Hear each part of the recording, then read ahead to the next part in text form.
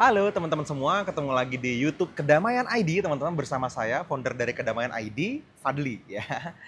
Oke teman-teman, saya pengen bahas satu hal yang menarik di video kali ini teman-teman ya. Karena di channel ini kan kita ngomongin tentang manifestasi, ngomongin tentang abundance, ngomongin tentang healing gitu ya, ngomongin tentang gimana caranya teman-teman jadi versi diri yang lebih baik ya.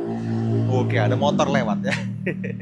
Oke teman-teman, saya lagi di cafe ini dan kemarin banget ya, saya sama tim Kedamaian ID kita rame-rame nonton Home Sweet Loan. Wah, siapa yang udah pernah nonton ya? Coba komentarnya nanti kita tunggu ya di bawah video ini ya. Oke teman-teman, ini video yang sebenarnya video kehidupan sehari-hari sebenarnya ya teman-teman. Dan cukup relate sebenarnya, cukup relate sama banyak kehidupan dari teman-teman generasi sandwich. Wah, ini generasi yang mungkin usianya udah mulai 25, 30, 35, 40-an ya, sekitaran itulah ya. Saya juga bagian dari generasi itu, teman-teman. Nah, kenapa saya bilang generasi sandwich? Karena memang ya kadang-kadang kita harus bisa mengcover kehidupan kita sendiri, teman-teman. Tetap bisa support orang tua, tetap bisa support adik kakak kita, anak-anak kita, keponakan kita, bahkan om tante kita gitu ya.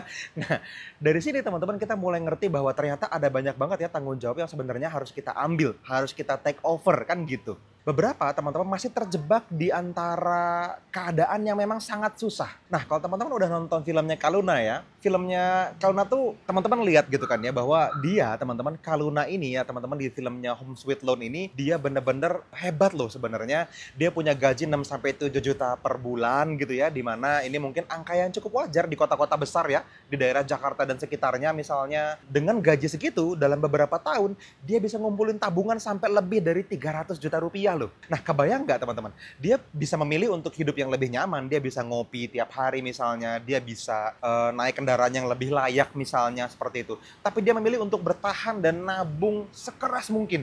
Untuk apa? Untuk bisa punya rumah. Tujuan dia tuh punya rumah, punya rumah, punya rumah gitu aja terus. Kenapa? Karena di rumah tempat dia tinggal sekarang adalah rumah di mana dia tinggal bareng sama orang tuanya dia dan hidup sama dua kakaknya dia. Waduh, saya jadi spill film nih ya.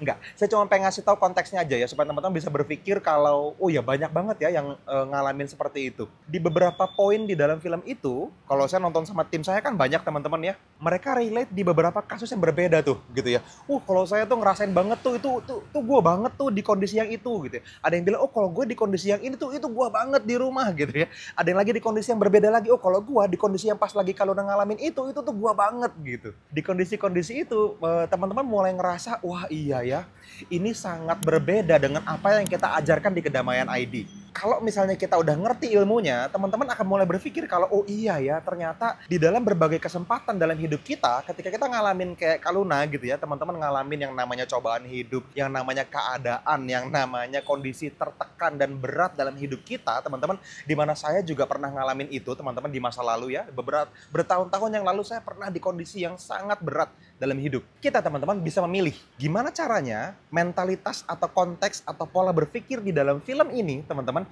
ini membuat kita sebetulnya bisa abundance dan tetap bisa manifestasikan apapun impian besar dalam hidup kita. Tetap bisa menarik hal-hal besar yang baik terjadi dan terwujud sebagai wujudnya impian dari yang kita inginkan. Teman-teman bisa bayangin, kok bisa mas? Gimana dong? Kondisinya kan berat. Nah, gini, kita perlu konteks berpikir yang sangat jelas ya teman-teman ya. Realitas hidup yang penuh tekanan itu kita sebut sebagai input, di mana semua orang ngalamin input yang bisa jadi sama, teman-teman. Input ini adalah keadaan kita hari ini, fakta kita hari ini, teman-teman. Tetapi, teman-teman, setiap orang itu punya pilihan sebetulnya untuk memproses input tadi. Oke? Input diproses. Dan ada banyak cara untuk memproses. Kalau teman-teman lihat di film itu, ya teman-teman, Kaluna itu mendapatkan mendapatkan hasil karena cara prosesnya. Dan yang menarik teman-teman, di film itu dijelasin, ketika prosesnya dirubah, outputnya berubah. Wah, ini yang penting teman-teman untuk kita ambil ya. Karena di awal sampai ke tengah-tengah ya di film itu berbagai kondisi dan tekanan hidup dilewatin sama Kaluna teman-teman. Di mana dia berusaha memproses dengan cara yang salah menurut saya. Fokusnya tuh ya fokus di beratnya hidup gitu ya. Di mana dia nggak punya rumah dan dia juga punya toxic relationship gitu ya, sama pacarnya yang lagi berusaha juga pengen beli rumah, yang kaya banget itu tapi punya calon mertua yang juga nggak begitu menghargai dia gitu ya, yang akhirnya dia putus teman-teman. Nah tapi sebelum putus kan dia ngalamin yang namanya berusaha, berjuang, dan berat hidupnya, dan dia fokus banget sama berusaha pengen banget punya rumah gitu ya, tetapi ya udah muter-muter di situ aja gitu, yang tinggal di rumah dengan kondisi yang serba kekurangan dan begitu banyak tantangan gitu ya, dari kakaknya, ponakannya, biayain orang tua, bayarin listrik rumah, semuanya dia. Di kondisi itu bahkan yang kakaknya sampai bener-bener ngalamin kok cobaan berat gitu ya, cobaan pinjol begitu ya. Teman-teman tonton deh videonya, saya nggak pengen jelasin sebagai spoiler di sini gitu ya. Cuman teman-teman gini, ketika dia ngalamin kondisi-kondisi itu dan dia memproses dengan caranya yang hanya melibatkan dirinya dan tidak fokus sama solusi tetapi fokus sama masalahnya yang begitu berlarut-larut teman-teman, dia ngalamin itu terus-menerus, cobaannya terus-menerus dialamin. Nah yang menarik menjelang ke akhir film gitu ya, begitu dia mulai rubah fokusnya dari tadinya dia ngalamin yang namanya beratnya hidup, dia mulai mutusin untuk oke, sekarang waktunya gue bayar diri gue sendiri. Dia mulai ngerasain, dia pengen bener-bener ngalamin di mana dia juga berhak bahagia. Dia mulai ngalamin peristiwa-peristiwa yang membahagiakan. Dia mulai ketemu sama rumah impiannya gitu ya. Dia bahkan dapetin rumah impiannya tapi dia tolak karena emang kondisi keluarganya harus dibantu lebih dulu. Tapi dia ngerasain itu dalam bentuk kondisi yang berbeda menurut saya. Yang tadinya tertekan, stres, depresi gitu ya, berubah menjadi kondisi yang bahagia, kondisi yang happy, kondisi yang ikhlas membantu. Ini menurut saya adalah kondisi manifestasi, kondisi abundance mentality. Outputnya gimana? Outputnya beda banget. Dari tadinya input dia proses dengan cara yang negatif, outputnya negatif. Begitu dia rubah cara prosesnya, inputnya sama nih, keadaannya nggak berubah. Tetapi prosesnya yang dia rubah teman-teman. Dia rubah tuh. Dari yang tadinya berat banget hubungannya, berat banget hidupnya, dia rubah cara pandangnya dia menjadi bahagia ya, happy feeling dia munculin. Dia tarik tuh dalam kondisi yang dengan energi ikhlas yang luar biasa bantu keluarganya, berubah akhirnya mulai terwujud dan dia mulai bisa membayar dirinya. Dia mulai bisa dapetin tempat tinggal gitu ya, dengan cara yang bahkan di luar dari yang dia rencanakan. Dia bahkan mendapatkan pasangan baru di akhir film itu yang happy relationship teman-teman. Jadi ini sesuatu yang banyak orang perlu pelajarin sebetulnya. Di sini bukan inputnya yang berusaha berubah atau berharap berubah teman-teman. Keadaan boleh aja susah buat banyak orang. Tetapi yang merasa susah itu kondisi yang bisa dirubah. Dan yang menarik, proses yang kita lakukan dengan berbeda memberikan output yang berbeda. Nah ini teman-teman, ini adalah sebuah contoh yang menurut saya sangat perlu ditiru oleh semua generasi ya. Bukan hanya generasi sandwich ya. Gen Z yang selama ini mungkin banyak banget cobaannya gitu ya. Atau generasi lebih kolonial, senior-senior kita yang mungkin sampai hari ini masih mendapatkan cobaan hidup. Anda perlu coba untuk benar-benar merubah kondisi prosesnya. Dari yang tadinya merasa ini sebagai sebuah beban, bikin ini jadi sebuah tanggung jawab yang memang perlu diambil dengan ikhlas. Ambil alih tanggung jawabnya dan rasain bahagianya. Sedikit demi sedikit mulailah membayar diri Anda, rasain happy feelingnya teman-teman. Sehingga nanti outputnya perlahan berubah. Bahkan nggak perlu perlahan menurut saya. Anda bisa cepat ngalamin perubahannya dengan kondisi yang begitu signifikan, yang luar biasa cepat. Mungkin buat teman-teman yang sudah mengalami kedua-duanya, bersyukurlah gitu ya. Karena banyak orang di luar sana hanya mengalami yang pertama. Saya sudah ngalamin yang kedua-duanya teman-teman. Saya udah cobain keras banget, saya cobain usaha dengan kemampuan saya sendiri, dengan segala macam yang saya butuhin, saya lakuin. Saya berusaha memproduksi manifestasi sukses saya dengan kondisi kemampuan saya sendiri. Berat banget.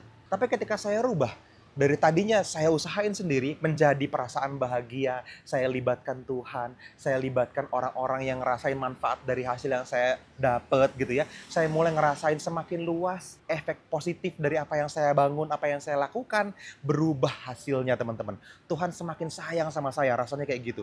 Keadaan semakin mudah buat saya, rasanya kayak gitu. Nah Anda perlu rasain teman-teman. Mungkin teman-teman yang pernah ngerasain dua sisi itu, teman-teman boleh komen di bawah video ini, ceritain singkat dong pengalaman teman-teman semua gimana. Dan ini mungkin akan jadi inspirasi buat banyak orang yang ternyata nggak tahu kalau ada ya cara bahagia yang berbeda, ada ya cara manifestasi yang cepat gitu, ada ya bagian dunia yang lain yang tadinya saya pikir cuman ini doang hidup saya. Nah mudah-mudahan teman-teman video ini bisa mencerahkan Anda gitu ya, memberikan gambaran yang lebih luas bahwa untuk mewujudkan impian Anda tidak harus dengan yang hanya Anda tahu. Bahkan teman-teman perlu melakukan yang disebut sebagai surrender manifestation. Di mana Anda mengikhlaskan prosesnya.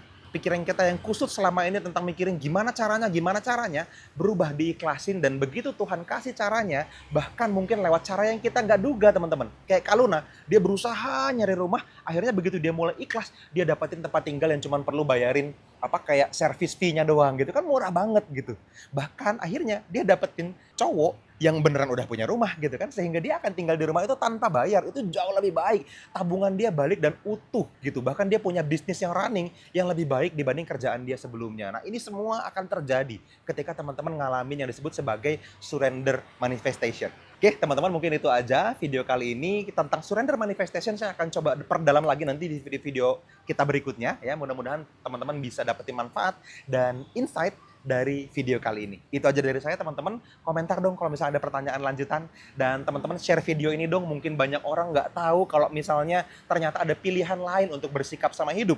Keadaannya sama, tapi kalau prosesnya beda, hasilnya beda. Itu aja teman-teman. Thank you. Sampai ketemu lagi di video-video berikutnya. See you.